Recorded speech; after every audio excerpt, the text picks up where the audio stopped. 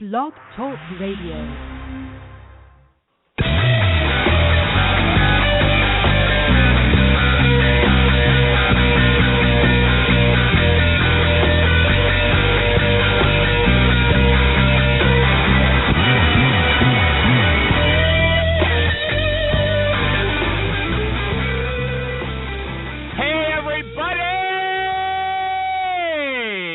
I hate the way I sound. Sorry. I'm not a pro. I'm an amateur, okay?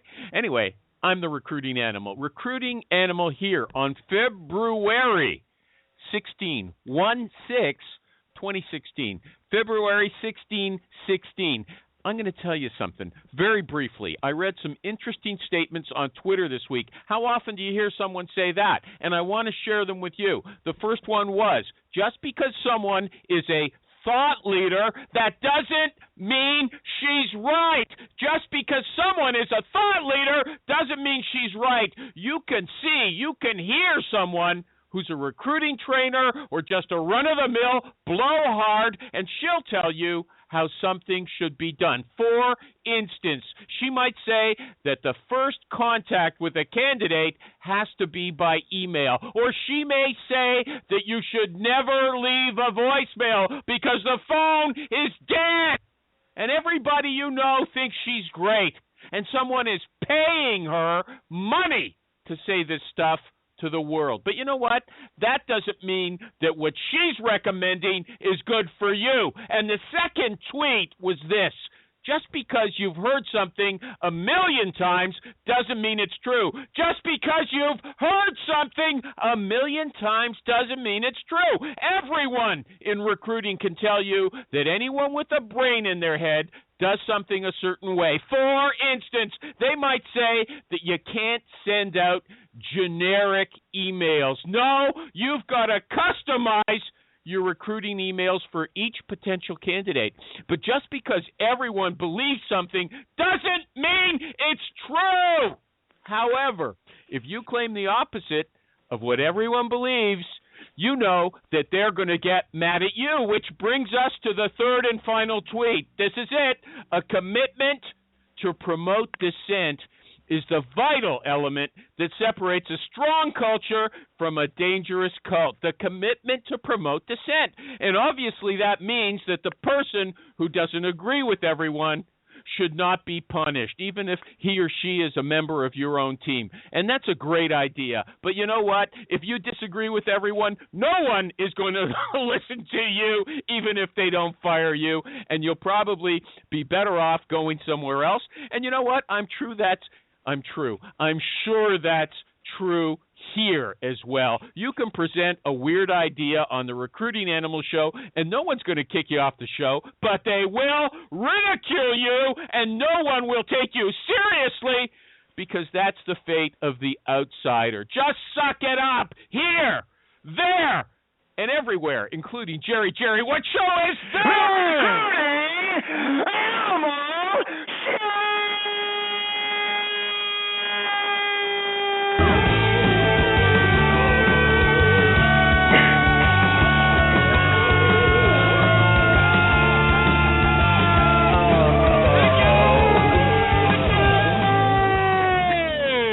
Fantastic. Thank you, Jerry. It just keeps getting better and better, Jerry. Does it? In animals? I agree. It does. It does. I think I'm really starting to get a feel for it. It's my way of just kind of coming out of the box with it, you know. Okay, Jerry, you know what? I don't like to hear musicians talk, and I don't like to hear you explain your shouts either, okay? Thank you, Maureen. You don't want to hear my political views? No. Like Jerry, you paid $75 to see me, and I want to tell you about W? Okay, look, listen to me. Just like the James Taylor concert at the Embassy 4 years ago. I will never forget it, and I will never go to another James Taylor show. If you would be quiet for just a second, I was going to plug you to start off the show because, you know, I often hear stuff on your Facebook group, and I'm going to talk about one of the things I heard there right now. So I'm going to plug your Facebook group. What's it called? Tell us the name. Recruiters who actually make placements. It's a closed group. Okay. So you have to be accepted. Yeah. If you're a recruiter and you want to be with the elite, go to that group. But right now, wait a minute. If you're a recruiter who actually makes placements. Yeah, see, that's the difference, dude, between Jerry, my group and yours. Don't be verbose today, okay? Now, look. So what was I going to say? You distracted me. But here's what I always hear on your group. There's always recruiters there who complaining they submit a good candidate to their client only to have that client come back to them and say, oh, we already have her in our database. Are you familiar with that problem, Jerry? All too common. All too common. So you know what? I asked our new sponsor of the Recruiting Animal Show, Martin Snyder, to tell us what happens, because he's an expert, okay? He is an expert. Martin Snyder, are you there? I am here. Okay, great. Now, let me ask you this question. Martin Snyder, the president of Main Sequence. That's a plug, okay? Now, Martin, if a recruiter has a client, and they've got an applicant tracking system, and there's good people in it, why don't they find those people before the external recruiter sends a resume? And then they have to start a big problem and say, oh, we have them already. Why does that happen? They don't have the tools, or they don't have the training, or they don't have the motivation, or some combination of all three. You know what? I got to tell you, on this show, you have to be succinct. You have to focus narrowly. These guys have an applicant tracking system. Are you saying that some applicant tracking systems don't have a good search engine function? Yes or no? Some applicant tracking softwares don't have a good searching function. Oh, really? Some applicant tracking systems don't have a good searching function. It's funny, Martin, when I called you yesterday afternoon, you said the exact opposite. You said they can all search. Will you screw me up today? Man, this is not going well. Most systems have good search engines. Okay, that's a little different. That's a little different. Okay, so we're assuming most systems have good search engines. If they've got a good search engine, why does this happen? Why do people on Jerry's group keep complaining that they don't find those people? Because you're saying they can. Well, they're not trained, or they're not motivated to find them before the candidate is submitted. So are you saying that corporate recruiters are lazy when you say they're not motivated? No, they have no reason to spend their time looking for a candidate who hasn't been submitted yet. And search isn't just a simple thing. There's no one search that finds everybody. You got to know what you're doing. So if you're going to do a search, you don't just search for a name or a title. You want to know, was there any activity with this person in the last 3 years? And most recruiting firms, before they submit a candidate, they've got a fee agreement in place that says if you haven't talked to a candidate, even if they're in your database, in the last 3 years or 3 months, whatever that's on paper. You're losing me, and I suspect everybody else. You know what? Yesterday, look, I'll have to answer for Martin. Okay, I had a discussion. I talked to Martin yesterday afternoon. I asked him the same question. Here's what he told me, everybody, just so you'll know. He said, look, all recruiting software has a good search engine. Today he said most recruiting software has a good search engine, so you could search your database for candidates. What he told me the problem is, the most important part of any search engine is the operator, and these corporate recruiters are not trained to do a good search for candidates. Martin, is that true, yes or no? Absolutely true. Okay, that's the answer. Now, how can we change that? Is there any way to change it? Very briefly. Get some training. It's available. Thanks. Okay. Is that what you tell your clients when they do dumb things to third-party recruiters? We train them. Training? You train them. We train them. That's our job. Okay. So next time you're on, since you talk too much this time, next time you're on, I'm going to ask you how they can train people, okay? Because obviously somebody's not training their corporate recruiters, and they're screwing up. Now, I'm going to just say that Martin is the president. But aren't a lot of corporate recruiters failed agency recruiters who weren't really successful on the outside, and now they finally got a salary job on the inside, and they're not even paid for placements anymore. They're just there to block the process. Was that the wrong segue? I don't know, Jerry. Wasn't that what I was supposed to say? You sent me that and told me to say that. Okay, he's got clients. He can't insult them on the show. I just wanted him to explain about search engines. He did a half-ass job. They got a bad rating today. Bad. You did a good job. Sorry.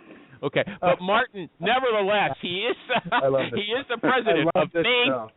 He's the president of Main Sequence. That's a company that produces PC Recruiter recruiting software. And even if he doesn't do a good job of answering my questions, PC Recruiter recruiting software will do a good job for you. You can check it out at PCRecruiter.com. We'll talk about it again later in the show. Martin, you're welcome to stay. But even you can't escape criticism on the Recruiting Animal Show. I love it. I love it. We're moving on to the guest. Her name is Suzie Grieco. Suzie, are you there? I am. Okay. Was that you Let's laughing? nail down the pronunciation of her last name, please. Thank you. You did, but that's okay. It's Grieco. Grieco. That's what I Okay, figured. so that's an Italian name, but your ancestors must have come from Greece at some time. Okay, here's how she spells her name. Or I married the name. Okay, his ancestors. Ah. S-U-Z or S-U-Z-I-E, and her last name is Grieco. Her Twitter address is SG2_recruiting. A very difficult name, but not the worst. SG2_recruiting. Suzie, did you pick a song? I did. What's that? It's Cake by the Ocean. I don't know it. Michael Cox, do you know it? You like all the rap songs. Not really a rap song, but okay. How does it go? Do you want me just to play it for you? I have it. No, I don't want you to play it for me. I'll tell you what. You know that song by the Buffalo Soldier? There's no words in the chorus. You know that one? No. Oi, oi, oi, oi, oi, oi, Oh, we oi, did that oi. one. Okay, no song today. Dreadlock Rasta No song today. Okay. in the heart of Let's do a America. song. Well, let's do the Yeah, oi, who's that oi, singing? oi. Who's Let's do singing that for one. me? Stolen from Africa. Must be Jim. Somebody's got guts. Okay. Let's move on. Okay? 'Cause Jim, do you think Jim Durbin can sing Bob Marley? Oh, it's Jeremy. Jeremy Roberts. Jeremy. Good for you. And Michael Cox doesn't have the guts to sing anything. But he did. You know, when Mike Schweden was on, Michael Cox actually sang a rap song. Okay? So we'll have to bring some more rap in. Let's move on. Suzie Grieco, what's your elevator pitch? I'm the perfect person for recruiting any type of skill sets as long as you will work with me to help me identify what it is the team is doing and how they're doing it. Are you saying you're a generalist? No, tighten that up. I'm moving on. I'm hitting the next button on the elevator on that one. Oh no, another generalist I like it. recruiter. I think Floor it's charming. 3, please. Thank you. Hey, No. I have both agency and corporate recruiting experience. I'm going to fit in. All right. Okay. Yeah. What are you a generalist? Is that what you're telling us? Actually, I'm moving into becoming more of a generalist, but historically I grew up as a technical recruiter. Okay. So you can, but you said you can recruit anything. So all you need can. is okay. All you need is the hiring manager, the client, to take some time to explain to you what he or she is looking for. Is that what you said? Yes.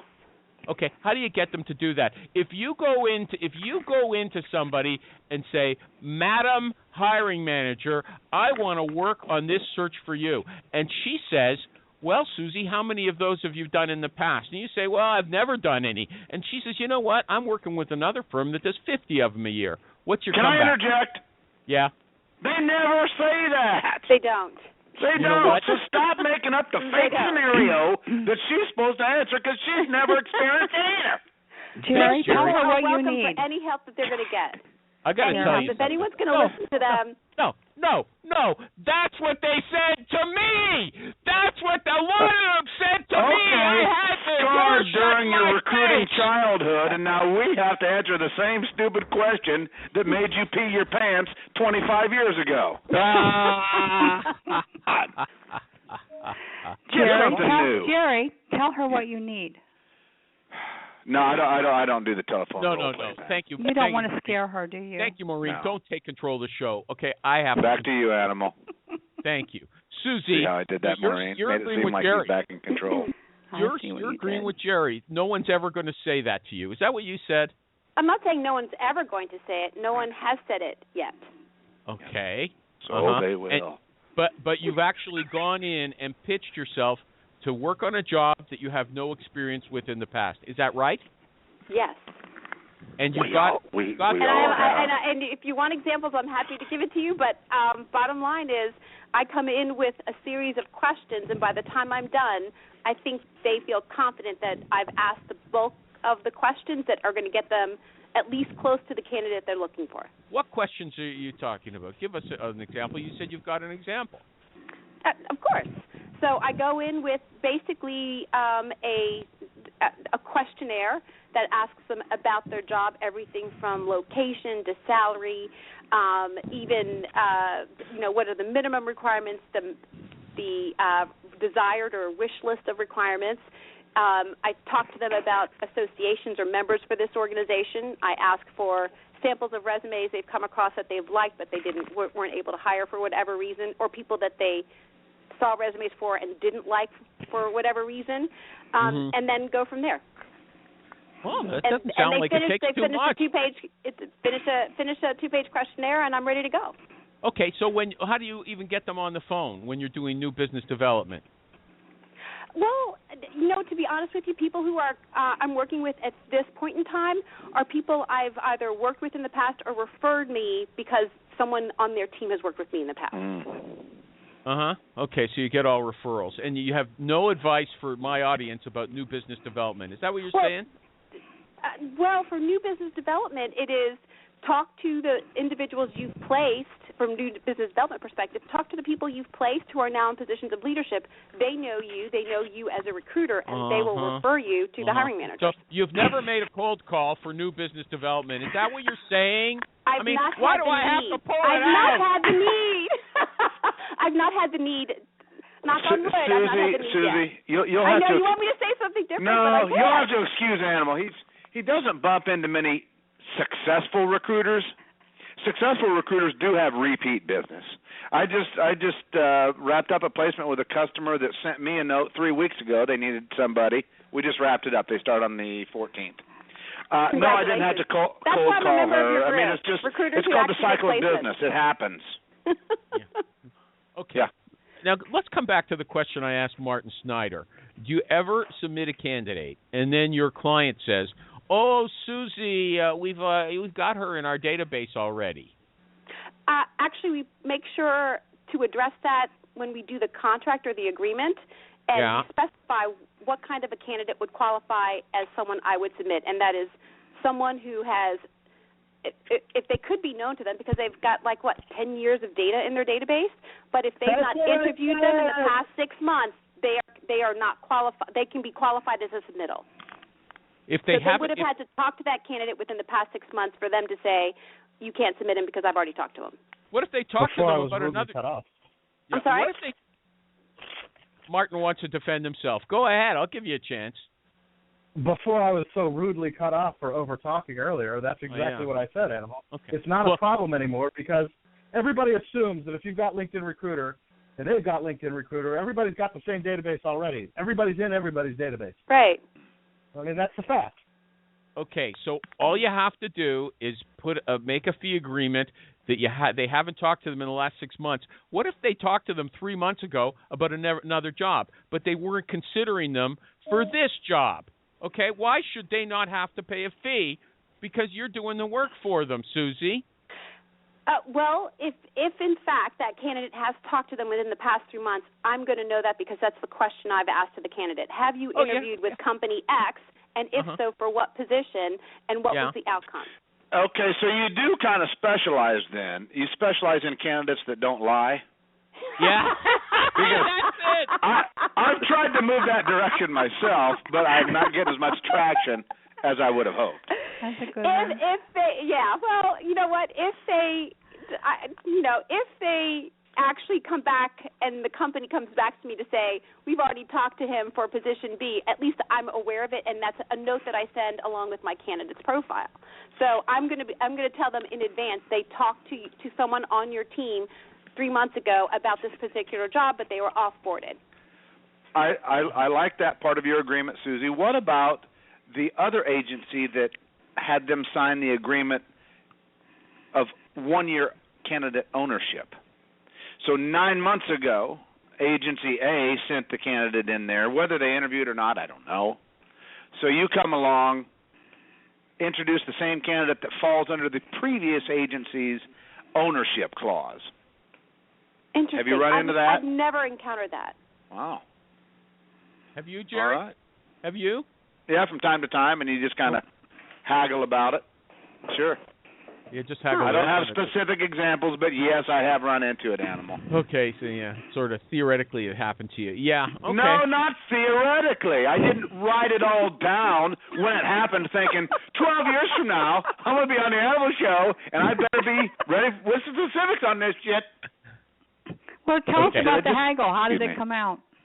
I He don't doesn't know. remember. Probably He doesn't- good, probably bad. I'm typically known for winning, so I can assume that I won, but there was probably some give and take, so it was a win-win for but everybody. Jerry raised an issue about these candidates and don't Jerry lie. always wins. Okay, Suzie, I didn't know. Suzie, I've never applied to this company. I Never don't heard know of anything.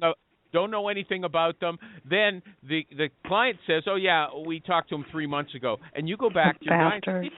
Yeah, didn't you tell me that you had no contact with? Oh, I forgot. Sorry.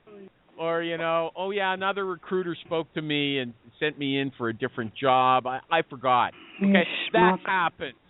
That happens. Mental note to self: don't talk to that client again. I mean, that candidate. Okay. I mean, you don't want to have an argument with your client. That's your source of revenue. Your candidate is going to be someone you have to deal with. If you want to deal with them in the future, is you need to tell them they've lost this opportunity because they misrepresented themselves. And I don't, like I said, I've only ever run into that one issue where a candidate actually really genuinely forgot he had actually applied because when they're applying all over the place, they don't remember, they don't keep track. Totally legitimate. He was eventually hired by the company, which is fantastic, and I keep in touch with him. But he was really genuinely sorry for having misrepresented and so you're hoping himself. you're going to guilt him into a job order someday, right? Exactly. Yeah. Okay. Or So, referrals of all of his friends.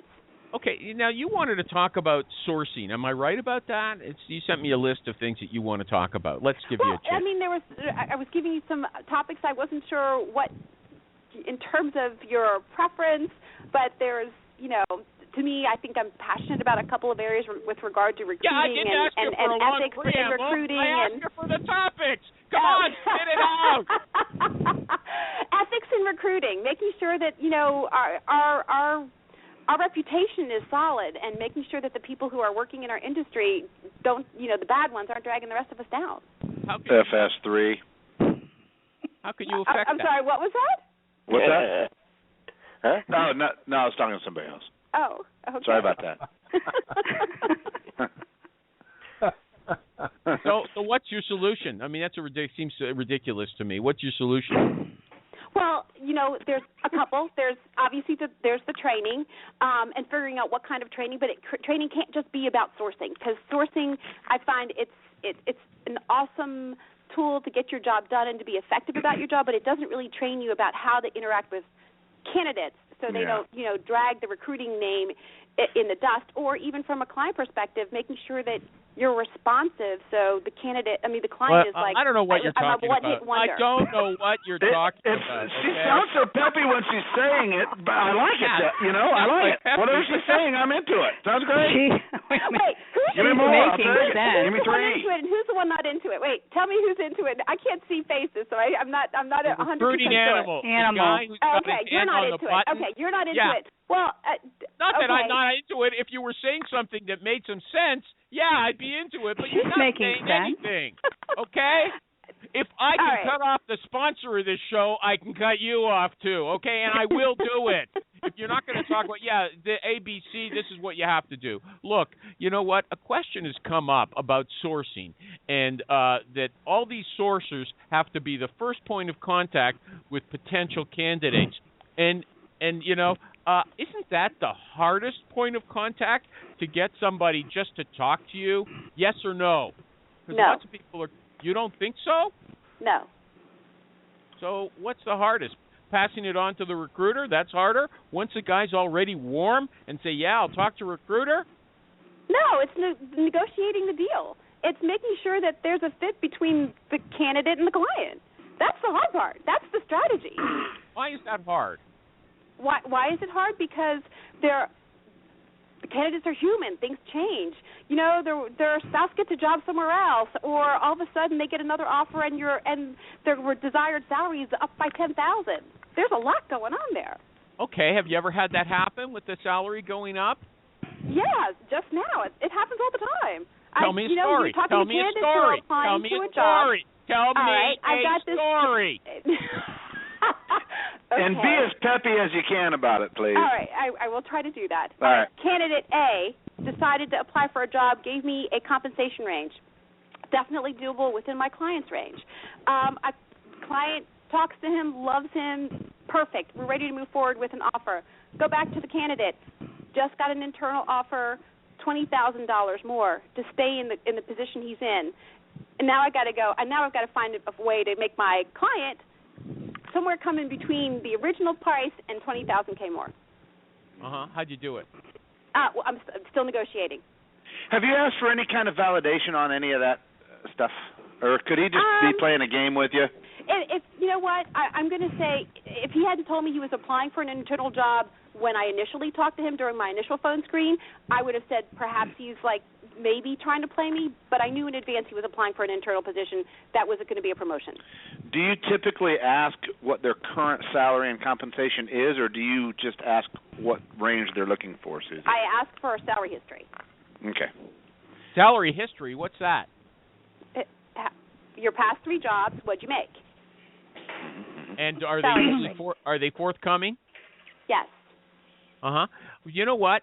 There's been a lot of discussion lately. And what do you tell them about your job? Do you tell them the top end? I'm sorry. What do you mean? What do I tell them about my job? Let's say the client says, "Look, I'll pay between 70 and 90 for this job." Do you deliver that information to the candidate after he or she has told you everything about their own salary history? So it's depends on how savvy the candidate is. Some candidates don't ever ask. They just say what they want, and I tell them they're within range. And some candidates will say, "Can you tell me, what I've been making, or I'm looking for 150. Is that going to be something that's doable?" The answer is yes or no. And if they're under the range, that's even better. But if not, then Suzie, it's like Suzie, this is not the right thing. Listen to me. Read my lips, okay? How much is it paying, Suzie? How much is it paying, Suzie? Don't they ever say those words? Yeah, I'll be candid with them. I'll tell them because I'm asking them to tell me information. I'll share with them the range. Absolutely. So you'll say 70 to 90, candidate. Is that what you'll say? Yes. And are you concerned that someone who's only worth 80 will insist on 90 because I can't think of the last time that I actually told somebody what a salary range for the position was. Because that's not the topic. It never has been. What the company could pay some theoretical person. The topic is, what's your salary? How important is that to you in your next position? Where do you get this crap, animal? Is this how you go about trying to make a placement? My God. Yeah, I've been reading the it's article, horrible. Jerry. There's been a lot of controversy about salary transparency, okay? Salary transparency. And if they tell you they're earning 70, they tell you they're earning 70, but you don't tell them the company is willing to pay up to 90, that's going to put the company in a stronger negotiating position.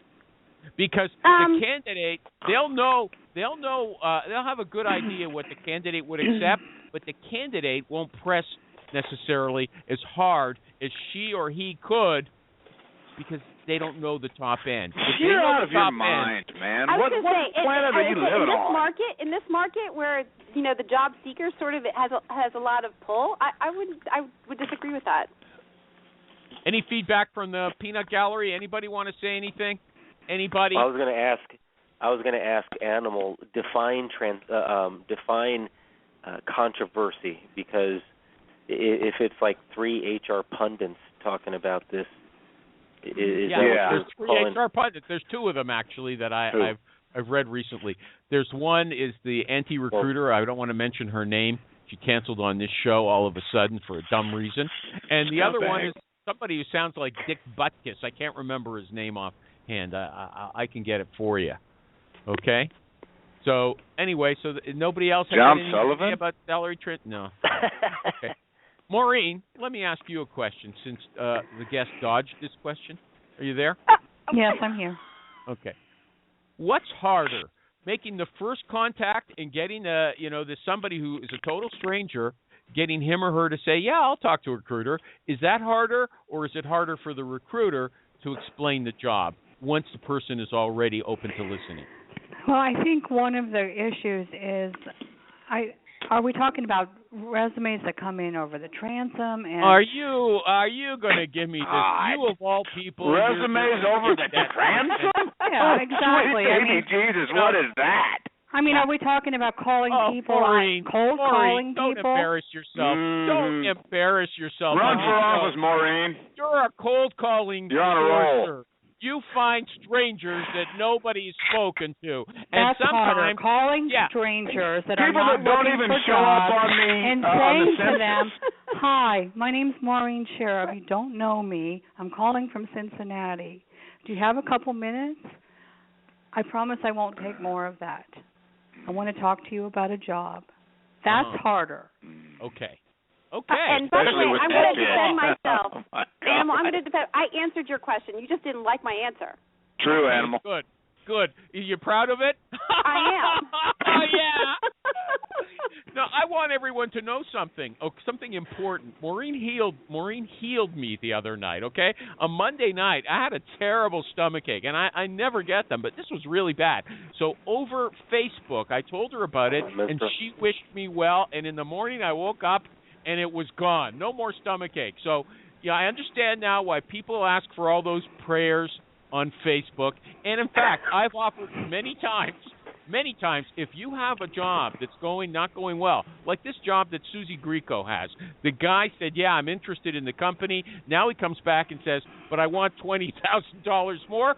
We will pray for you, okay? If someone's got a problem like that, just let us know before the show. Now, speaking of Maureen has a special appearance on Friday. She's going to be the guest on, what's it called, Maureen? The Social Recruiting Show on the Blab. She's on Blab, which everyone is into now. And what time is it, Maureen? It's going to be at 10 a.m. Eastern Standard Time or 3 p.m. Greenwich time. Yeah, we don't care about Greenwich time. That's nonsense. Well, okay? some people do. Global, then, are you? I'm G-5, baby. Yeah, okay. Okay, Maureen, do you have a URL? I know you are, Jerry. What?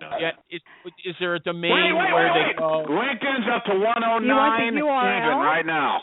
109. You should have got it. Should have got it. Okay, forget it. Let's go back. Just dropped 108.99 right now. I'll give you the URL. You know what? I'm going to do an ad. Listen, everybody, there's many different knives in this world. You got your switchblades, you got your jackknives, and you got your steak knives.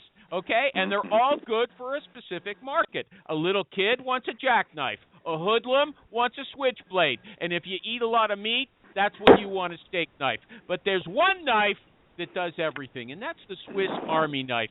And PC Recruiter likes to call itself the Swiss Army knife of recruiting, because recruiting, is divided into three parts. There's staffing, there's corporate recruiting, and there's executive search. Now, you've got companies that make recruiting software suited to each separate sector, but PC Recruiter is made for everybody. Staffing, search, and corporations. So check them out at PCRecruiter.com, a proud sponsor of the Recruiting Animal Show. Back to the show. Okay. That was nice. That was good. Very nice. Very fine. I'm feeling at home with it. Thank you. Okay, good. Now, Jerry posted back in 2009. Actually, he said it on the show. He said it on 2009? A blast from the past. And Resume Strategy put it on Twitter, and I found it the other day. He said the best time of day to recruit people is back in he said was before they start their day. Do you agree with that, Suzie Grieco? Can I interject a second? Yeah. I'd only been in recruiting some 25 years back then. I didn't know anything about what I was even saying. Okay. So it's kind of out of context, and I'm a new man now. How much weight have you lost, Jerry? Still 10 pounds. I got to lose For you. 20 pounds. I got to lose 20 pounds at least. But leave your house sometime. Okay. Seriously, walk up and down the street. Suzie Might Grieco. blow your mind. Yeah, thanks. Okay, what about that? Is the best time of recruiters, like the former Jerry said, before people? The best time to recruit people before they start their day? I assume that means before 9 o'clock. Well, okay. There's two ways to answer that question. My initial call for a cold call would come in the middle of their workday because they generally will answer their phone. But my screens, meaning my phone screens, the elaborate screens, are scheduled before and after work. What's the difference between a screen and an interview? That's another sourcing question. You know, the sourcer supposedly these days has to do a screen, and the recruiter does an interview. What's the difference? Well, to me, an interview is someone who has the ability to make a hiring decision. That's an interview. A screen is someone who just basically says, I'm asking you a bunch of questions to see if you qualify.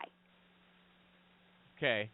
So you want to give us an example of what questions go into your screen? Interview. Yeah. So I do a phone screen just to make sure that they meet all of the hiring manager's required pieces, and then maybe a couple of soft behavioral questions. How long does that take? How long? 45 minutes to an hour. That's the short interview. The screen is 45 minutes to an hour. That's the short one. That's why they pay me what they pay me. I do a good job. Wow. What's the long one? A whole day, 8 hours? No, there is no long one. That is it. That's what I send over to my client with the resume. Oh, okay. And then they make a decision, and if they want to meet them, then they interview them. So I'm screening, they're interviewing. So you're saying that people answer their phone in the middle of the day for people they don't know. Is that what you're saying? You know what? The answer is yes. Very few people don't answer their phones. That is never know who's calling. Wow. Middle of the day, out of nowhere, just bam. You know what? I got to tell you, people under 30 do that. She's an outlier. Nobody else agrees with her. And she's got under guts. 30 answer their phone? I can't hear that question. I'm sorry. Do people under it's Jim. He's got a technical difficulty. Jim Durbin, the great Jim Durbin, at SM Headhunter. I have to mention people's Twitter names, okay? You can find them online. Jim Durbin wants to know if what you just said applies to people under 30. They answer their phones in the middle of the day because all the representative ones we see in every article say, I never touch it. Well, if they don't answer the phones, I leave a message. So I call in the middle of the day. I call in the middle of the day, but I schedule screens for before and after or lunch. Okay, so hold on a second. Are you scheduling all your screens, or are they cold calls? When do you make your cold calls? I'm scheduling my screen. When do you make your cold calls? Whenever I have time in my day. So morning, midday, specific time. afternoon. Anytime. Specific time. There's no specific time, right? None. Correct. So what Jerry said, so maybe you should go. That was during the time when people were just trying to come up with stuff to say on Twitter all day long, dude. Well, said it on the show. Maybe that was before I did not. Cell phones, because now cell phones people carry with them all the time, except for if you're in the government. You may have hired a voiceover expert. 2009 was not the Stone Age, okay? Okay, Jim Durbin, since you've spoken up, when's the best time? When's the best time to cold call people? 4 o'clock in the afternoon. It depends by city. It does depend by city. I like 4:15 right in there. So if you call the Midwest, you got to get them by 3:30, 4:30, because many are out the door to pick up their kids. Mm-hmm. If you call the cities, for high-level people, the best place to do it is early in the morning before the 8 o'clock, because they're in, but their receptionists aren't. And it depends on commute times. So L.A., it was 7 o'clock. Missouri, it was 9 o'clock. Okay. Jeremy Roberts, you still there?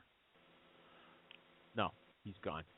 Man, LinkedIn's up to 109.17 right now. You could have picked it up. Hold on, you could have got it. Here, this is the update. You could have got it for 105. 105 at 10 o'clock.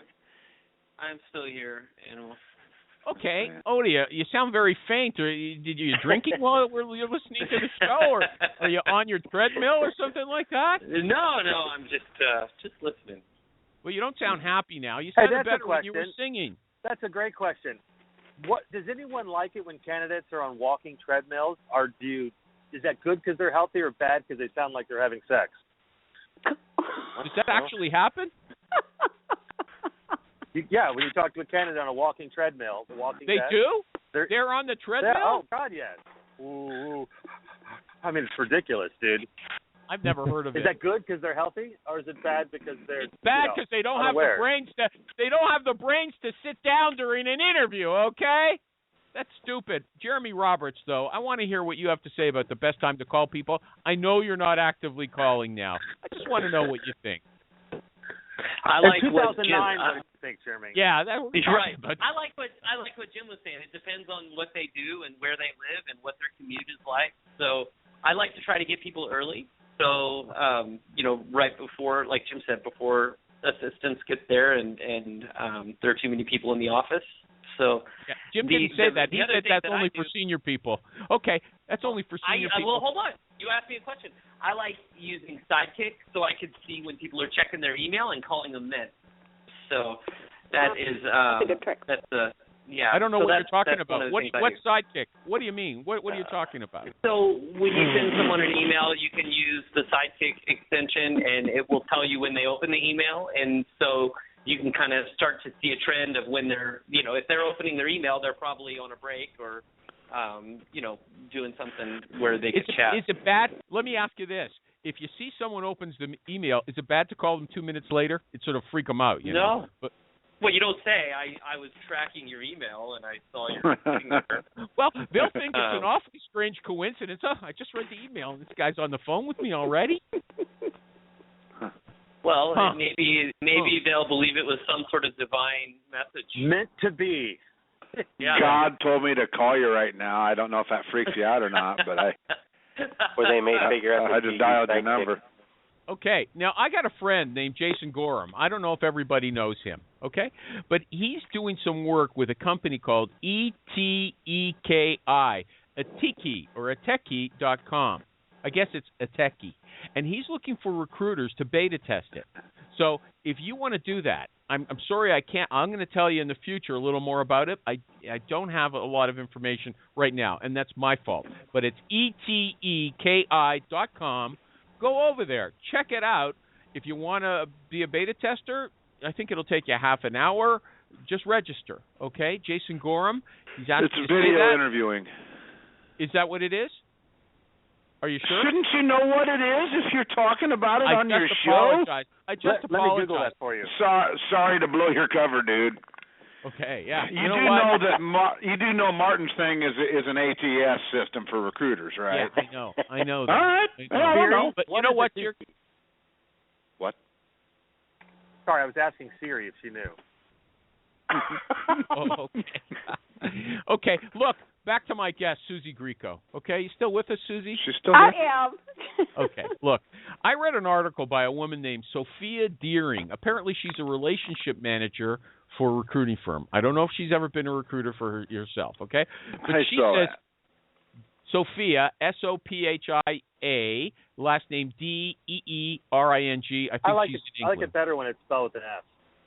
Okay.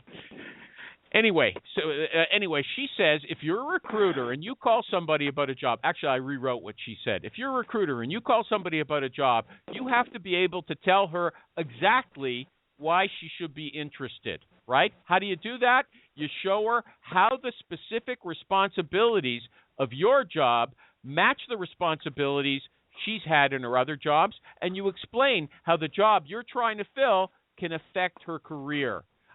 For me, unless you're actually doing that job, how do you know that? How do you know that? What do you think about that, Suzie? Interesting, but it's more important to know what the individual wants to do in the future, not what they've done in the past. Right, like not drive an hour and 20 minutes to work every day. Exactly. And they'll do anything. You have the first question 10 you ask minutes them from home. What is it that they want out of their next step? Okay. But if they say something and you think maybe they're missing the fact that this is a fantastic opportunity, actually, you see, I don't know. You sound just like the chump idiot recruiters that really need to get out of this business. You're giving the rest of us a bad name. Gosh. Wait, you don't know what's good for you. I do. Okay. You know what? I don't even care what you want. I just read your resume, and I think I know this is the best thing for you. This place won a Jerry Crispin Candy Award 3 years in a row. their interviewing process is stellar, and their fees are higher than average. You really need to check this out. Okay, let me ask you something, Suzie. Isn't it possible? Who wants to say something? Somebody. Why is that a controversial statement? That's what I don't get. Of course you're giving them career advice. Hey, you need P&L experience. This is the chance to get 4 people under your belt so you can go 20. This company has a better reputation for your next step. Why is that considered controversial? I'll tell you why, if I can answer that. Because you're supposed to know this before you ever talk to this person. You're supposed to know this by looking at their LinkedIn profile and making assumptions, career and skills mapping. Perhaps you've got a growth deck plan. I don't know that you share with them. I know. You ever do that, Animal? Perry actually sends these questions over to people to fill them out before he talks to them. Yeah, hold on a second, Jim Durbin. Jim Durbin, if you're not in that person's profession, how can you actually know what's going to be good for his or her career? And we're talking to Suzie. She's moving into a generalist role. Okay, so let's say she's a generalist recruiter. She hasn't filled this position before, or not too many of them. Where's she going to get that knowledge to give career advice to the candidate? You're right. That's a horrible idea. I was thinking more. No. You get that career. You get that advice from the hiring manager. What is their next career progression? If I find you the right person doing what you want them to do, they do a great job. What's their next role? The hiring manager will tell you that. In theory, that makes sense, but I don't know any good hiring managers or good HR generalists that would. It comes across so fake. Yeah, you know really what? Take this job. It gives you experience and exposure. I mean, that's where it comes out at. That's the problem. But you know what? You don't think talking about the future of the position that you're recruiting for, like, hey, once you do this, they're really looking for someone to move into management or somebody to lead their R&D department, or they'll be grooming someone to open up a new division. Exactly. You seriously don't think that that's legit? Well, and I don't. if you talk to the hiring manager, My God, what are you talking about? How that person's grown up. So when they're describing Once again, I'm reminded why I'm kicking your ass, Animal. This person would have had A, B, C, D track record on their resume, and ideally this is what they would be ready in line for, and this is our succession plan. So when you have that conversation with the hiring manager, if you have a good relationship with the hiring manager, they're going to give you all that information. And then when you look at the resume, you're going to be able to see, did they have that career progression or not? Suzie, you're really supposed to, I guess, based on the Canadian methodology, you're really supposed to just call people and ask them how much of a raise it would take, how big of a leap in salary are they interested, and then that's it. And then in the end, you're supposed to box them into a corner. For all of my candidates, it just doesn't work that way. Yeah, well, yeah. It doesn't work that way. It's a breeze in Canada, I guess. You know what? Need that much money. What? Here's the thing. You can't predict, especially in these days of flat organizations, what the career path is going to be. Preach. If you're working with a company, I can't even get started with how stupid that statement is. I can't. You got the nerve to say that to me, but you don't have the nerve to say it to Jim, and he's so quiet Jim, you can't hear him. I just said that to you. No, you said it to Animal. All right. I heard it. You would have been nice. Animal, say that to Jim. I don't have the nerve. Yeah, okay. I know you don't. Okay. No, sir. Are you seriously telling me, Animal, that companies don't have promotional paths, career paths? Yeah. Start here as a senior software developer. Not in my field. You're living in the past. My gosh. You're living in the past, Jerry. And I'll tell you something. I'm living right now, baby. Looking at things. That's just ridiculous. This is shocking me. Suzie, can you believe that you heard that on what is ostensibly a global recruiting leadership show? Don't ask your manager about the potential long-term plan of the position you're recruiting on, because it's just a huge lie. Hey, if you want to be lied the good news is eventually, hopefully, there'll be more business for good recruiters. Yes. Okay, Suzie. So good recruiters have those jobs. Yeah, that's kind of. Yeah. That's Jim, are you seriously saying that you are only recruiting on dead-end positions? No, I recruit on hard-to-fill positions which are obviously dead-end positions. No, dead ends, though. You know what? You can sell needs Jerry, for the moment. Jerry, here's what you can sell people on. You can sell people on, if you take this job, you're going to get these skills. But I can't guarantee that you're going to be a manager in 3 years, or a VP, or a director. Okay? Okay, lucky me, because that's not the crap I'm working on half the time. Yeah. Okay. Lucky me. Yeah. You know what I want to know? I want to know what Suzie's voicemail sounds like. You leave, she's kind of retro. My guess is it's high energy. What is it? Yeah. What does your cold call voicemail sound like? What does your cold call voicemail sound like, Suzie? Hi, this is Suzie Grieco. I am with SG2 Recruiting, representing a blank company if I'm doing direct hire, and I found your resume on blank, and I would love to talk to you about your background and the position to see if there might be a good fit. So you tell them the customer that you're recruiting for in the voicemail. Because I'm exclusive, yes. And what do you mean by exclusive? Retained? No, exclusive meaning I'm the only one working on that job. As far as you know. It means she's not available for a date, Jerry. Meaning if they call the client directly, then they're going to refer them back to me to recruit them. Right. Okay. She name drops the and that probably never happens really anyway. But it does happen. I'm sorry? And it never. Suzie, they call me back. They call me back. And they do. What's your return rate on these voicemails? Well, I don't know that I've ever. It's a high percentage. Yeah, it's 70%. Let's move on. Yeah, I'd say it's high. They do call me back. Do you block your name and number? That makes sense. Do you block your name and number? No. No. Who in the hell does that, man? I hate that. Oh, my God. Such a bad idea. Okay. Yeah. Well, you know Restricted phone number shows up on caller ID and it's animal. I'm recruiting on a dead-end job with no promotional path, but the raise is killer. Well, you know what? And if you call, give homie a call back. If you call and then you send that follow-up email, and I think that's where the difference lies. I call and then follow up with an email. So I'm not. It's not a one shot, but then they have a chance to see my email, and then if they want to do homework on me before they decide to call me back, they can. So hold on. So your I first. think it might be the company too. Yeah, the fact maybe. that you're representing the company is what I think a big part of that. It is. Okay. Well, absolutely it is. I like that. It means I have a good enough relationship with the manager to get them in front of the people they're interested in. So they don't know that, but you have a decent voice, you have a good message, and you're the company. They do respond to that because they think the company's calling them. They don't know that it's outsourced, and there's no difference. There isn't any difference. Almost out of time. I'm sort of like an internal recruiter for them. Yeah, we're almost out of time. I want to go back to the. No after show today. I'm busy filling dead-end jobs. Yeah. It takes a lot more work than it used to back when I had stuff with a career plan. Standard jobs. See, companies are outsourced. You're lucky nobody listens to this show, or your candidates might hear this. I know it. Yeah. Okay, look, Suzie. Suzie, let's come back to the new business development. So if somebody says, Suzie, I'm not going to give you an exclusive, you won't work for them. Is that right? Well, we've had to turn a couple of our clients down because they said we were one of 4 recruiters working for them. I was like, where's the motivation for me to support you on that one? Okay, so the check. How do you sell? How do you sell do you sell them outright? How do you say, you have to? I'll only work with you if I have an exclusive for how many X number of days. How do you present that?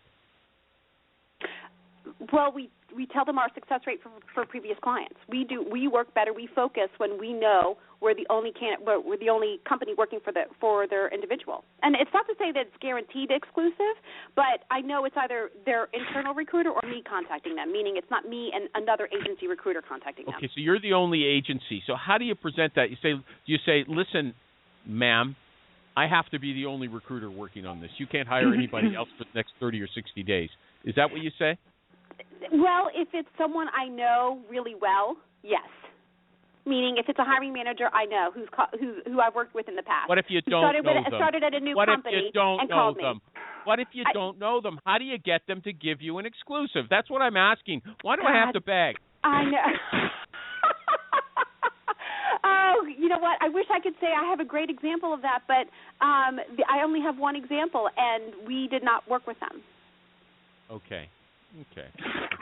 So, is there any question because that anybody they wouldn't give it to me? So I have to say, that's off. Find some other loser firm, and I'm not going to waste my time with you. You're a source now, baby.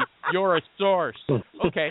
I said, come back to us when you have something that you want us to work on exclusively. Okay. So, is there any topic? We're almost out of time. Is there any topic? We've only covered a few, but is there any topic that I haven't covered that you're, burning to talk about, or that anybody wants to mention?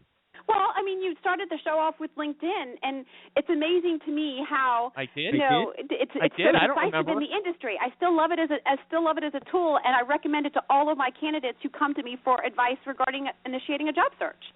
So I'm torn. Yeah, that's very interesting. Why is everybody interested in the share price of LinkedIn? What does it have to do with anything? Because if it falls, it means it sucks, and you can say LinkedIn sucks. If it rises, you can prove that all those people were wrong. 109.13 right now. No, I should have bought a bunch when it was $99 last week. Thanks a lot, Maureen, for telling me to listen to Sandra McCart waiting for $75. It was $99 yesterday. In the last week. Well, let me ask a question. 10%. If people are finding the people aggregator successful for them? I'm They don't loving even know it. what Personally, they are. I'm loving it.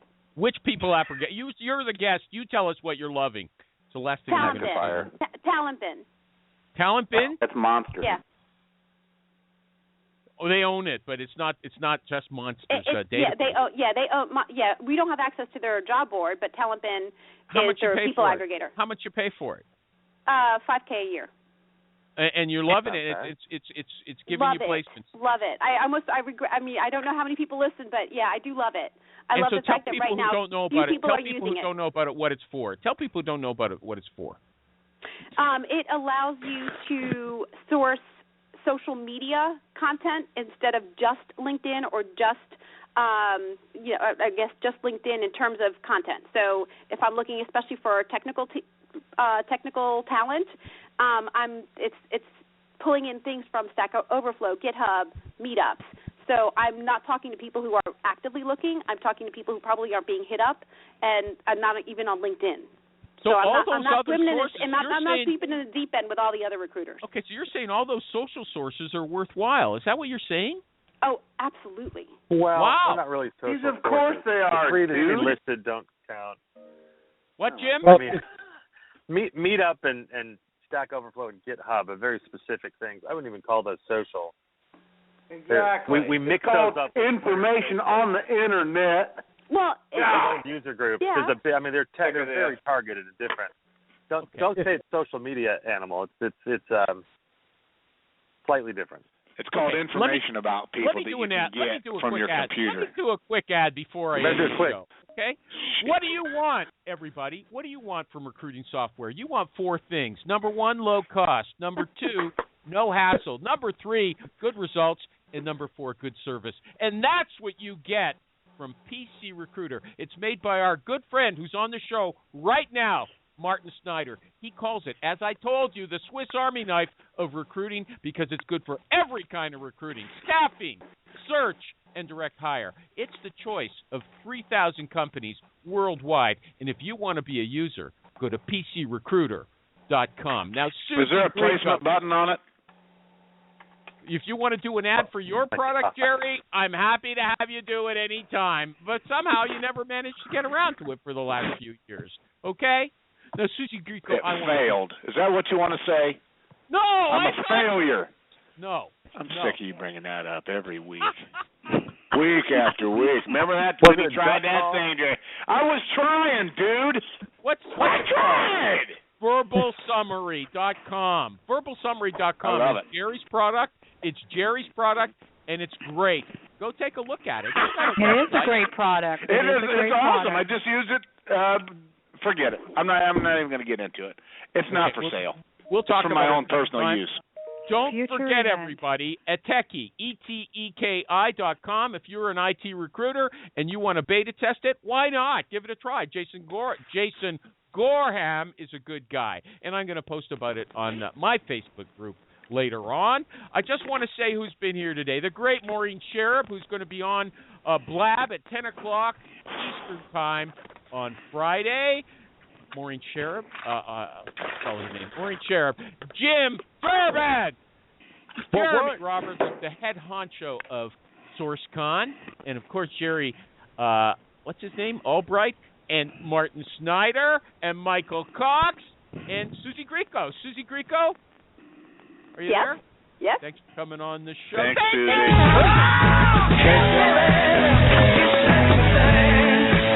Oh, love me, baby. You sexy thing.